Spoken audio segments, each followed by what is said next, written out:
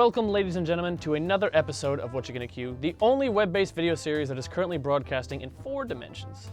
For those of you who may be new to the show and joining us from the other 3 dimensions, Whatcha Gonna Queue is a weekly video series in which we highlight some of the best titles that Netflix has to offer, with our recommendations broken down into not 1, not 2, but 3, count them, 3 categories. Instant Karma, where we recommend some of the best instant titles to watch before they expire. What the F is This?, where we highlight some of the obscure or overlooked titles buried in the annals of Netflix. And For Your Consideration, where the recommended titles tie into a timely, predetermined cinematic theme. As always, I'm one of your co-hosts, Jim Roner. And I'm your other co-host, Alex Rabinowitz. Yes. And on behalf of Alex and I would like to apologize for our 2-week hiatus. Sometimes there are forces working against Whatcha Gonna Queue that not even Alex and I can control. But we're back for our 25th episode, our quarter of a century episode, at least in terms of web-based video series go. Yes. And we're also in our final week of the t-shirt DVD giveaway, so be sure to tune in on our Facebook page this Friday for our final t-shirt and the final DVD giveaway that you can win for free. Woohoo! Yay! So we got a great show planned for you today because of the 2-week hiatus. We prepared extra special hard. So, Alex, let's get right into the goodness. Okay.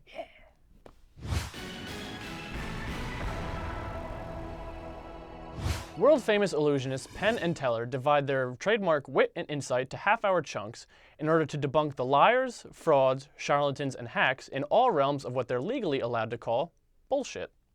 Tackling the validity of topics such as prostitution, the death penalty, and even the Boy Scouts, Bullshit features interviews with figures on both sides of the coin, interspersed with VO and perspectives from the duo, as well as plenty of nudity and vulgarity. Like this jungle, Bigfoot and the Loch Ness Monster are complete bullshit.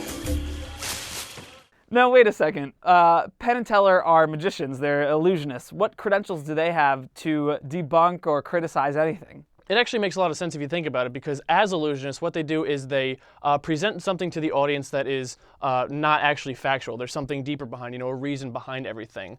And so just like that, they apply that to other subjects in the world to think that you can't necessarily believe everything you hear, everything you say.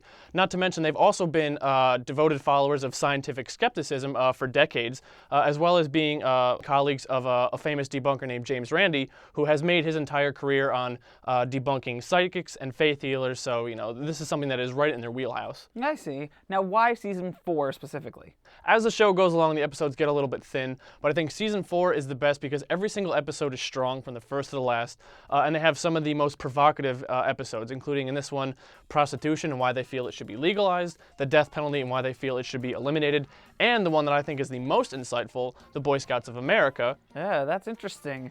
But, it's evident that they have an agenda and that they are tilted in one way or the other on all these different issues. Is that going to turn off viewers? Is that going to alienate some people? I think it's imperative that people go into the show with an open mind. Clearly, Penn and Teller are very intelligent guys, but they very much have a stake in it. They're very subjective in how they approach these topics. A little bit manipulative as well. Obviously, figures in the show who support their cause are going to be treated with a bit more respect and prestige, and the people who are going against their cause are lampooned a little bit more. But if you're closed-minded and just shut off to it, you're going to miss a lot of really intelligent arguments and discussion points from the other side of the coin. So I think it's really important that people pay attention to that. Also because, Penn and Teller are just really funny guys as well. So that's true. So when does it expire? It expires on July 1st, so people should expose themselves to the bullshit before that.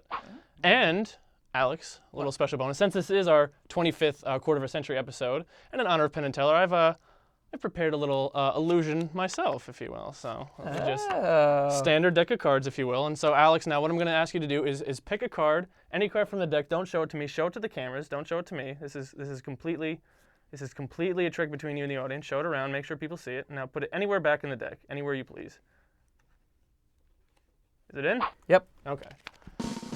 So now just a little bit of shuffling behind my back magic, if you will, huh? I didn't know you knew any magic. No, you're gonna be blown away. And poof. And now, Alex, is this your card?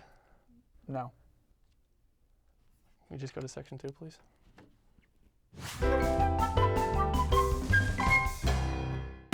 Raise a glass of Manischewitz with Jeremy Piven in Scott Marshall's 2006 coming-of-age comedy, Keeping Up with the Steins. Piven plays Adam Fiedler, a competitive father who uses his son's bar mitzvah to show off his family's wealth. Meanwhile, the son has his own goals and takes the opportunity to reunite Piven's character with his own father. Written by Mark Zakarin, the film also stars Gary Marshall, Larry Miller, Daryl Hannah, Jamie Getz, and Doris Roberts. And I saw you hiding behind the tree, Arnie. You haven't run a day in your life. Director Scott Marshall is actually the son of the aforementioned Gary Marshall and nephew of director Penny Marshall. So clearly he's following in the family business, and he has a very similar sensibility to the rest of his mishpucha. Yiddish. Oy vey. Does this mean now that I'm going to have to be Jewish or have some type of knowledge of Jewish culture in order to appreciate this film? Because clearly...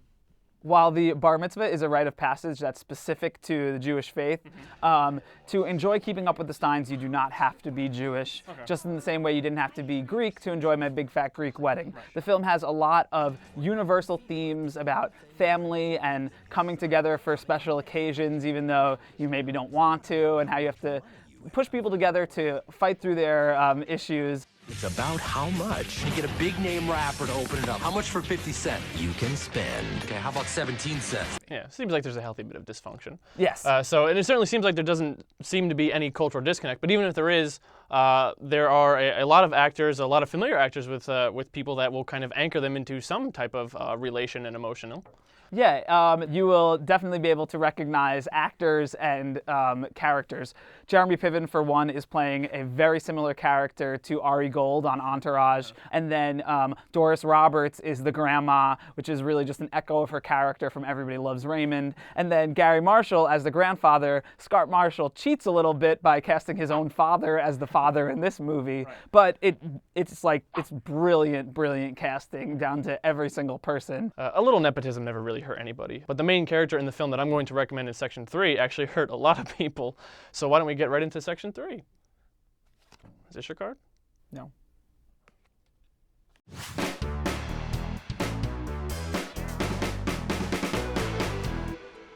Alex and I realized that being the impressive specimens of testosterone that we are, we can often come off as intimidating or insensitive to our female viewers. Now, we don't mean for this to happen. This happens accidentally. Beneath our chiseled frames and baritone voices are two men who truly love and appreciate women of all forms, both real and cinematic. To prove it, we're looking forward to this weekend's release of Bridesmaids, co-written by Kristen Wiig and starring her, Ellie Kemper, Rose Byrne, and Maya Rudolph, and we're going to dedicate for your consideration to films with strong female leads. Yay! The Last Seduction is a neo-noir thriller directed by John Dahl that answers the question of how a modern-day femme fatale would look and act.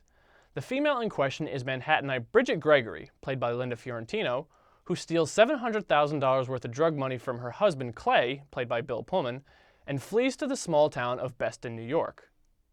While laying low in the backwater town, Bridget hatches a scheme to swindle cheating husbands out of their cash, while wrapping local gentleman Mike Swale, played by Peter Berg, around her finger. You have your own place? Yes. Do you have indoor plumbing? Yes, I have indoor plumbing, I have electricity, and I have a name. No names.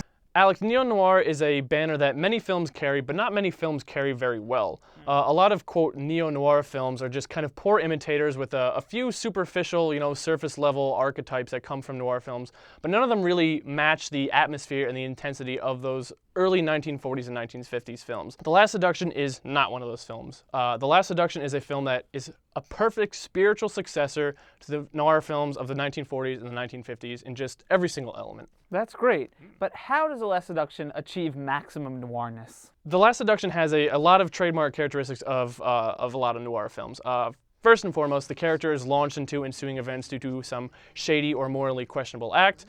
There's a lot of deception, a lot of questionable motivations in which a lot of innocent people end up suffering. And like a great noir film, Double Indemnity, there's an insurance scam involved. And of course, as I mentioned, a femme fatale. But what makes The Last Seduction really great and worth mentioning on the show is that the femme fatale, Bridget, played by Linda Fiorentino, is not a supporting character, but the entire film is hers. The entire story is told through her point of view. I'll do it.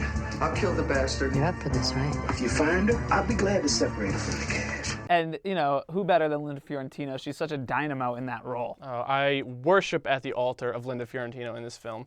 She's just so amazing. She's strong-willed, she's confident, she's very manipulative, and also incredibly sexy. She manipulates every person around her, every situation around her, and Linda Fiorentino's performance is incredibly powerful. She just commands every single scene that she's in. Bridget may be kind of a despicable character in some ways, but she's also very admirable, very strong-willed, like we said, and I think that females can really get behind her because she just kicks a lot of ass and doesn't take shit from anybody. You know, speaking of despicable but power and kicking ass, these are all things that remind me of my recommendation in Section 3, V for Vendetta.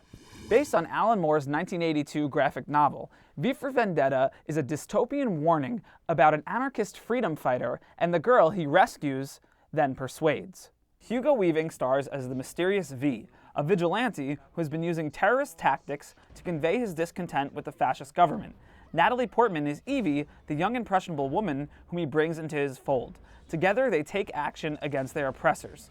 Written by the Wachowski brothers, the 2006 film was directed by James McTeague. People should not be afraid of their governments. Governments should be afraid of their people. Comic book writer Alan Moore is notorious for despising every big screen adaptation of his films.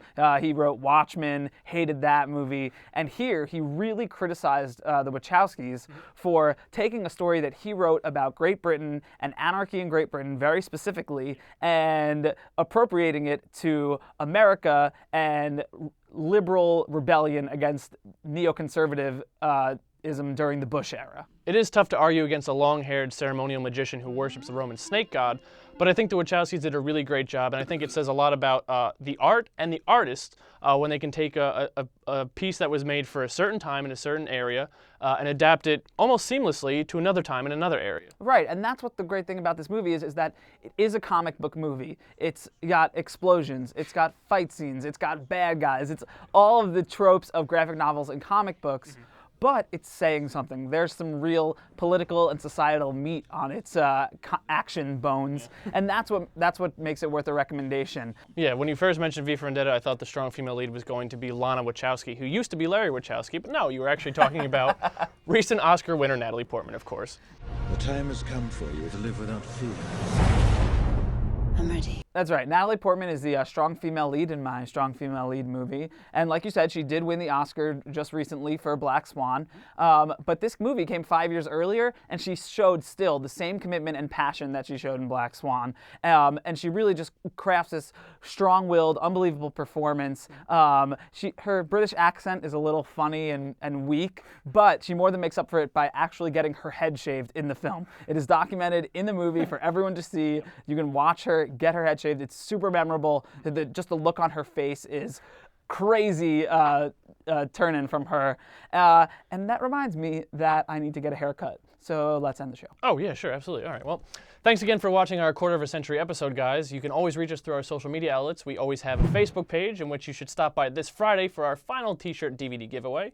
We have a Twitter account where we're always pretty much tweeting interesting things, I think. Yeah. We have a website and a blog where we're always updating you on the latest happenings in the world of Netflix, instant streaming, and just movie watching in general. And of course, you should stop by our iTunes page, listen to us on iTunes, and give us a nice 5-star rating, if you will. So, Alex, a little bit of improv here. I'd like to acknowledge that this is actually the last week of our intern Tom. Tom has been contributing to us on the blog and has been helping us out with the production. So, Alex, in honor of Tom's last week, let's take a minute to remember some of the best times we've had with Tom. Okay, enough of that. And remember, until next time, guys, get away from her, you bitch. Now, this is definitely your card. No.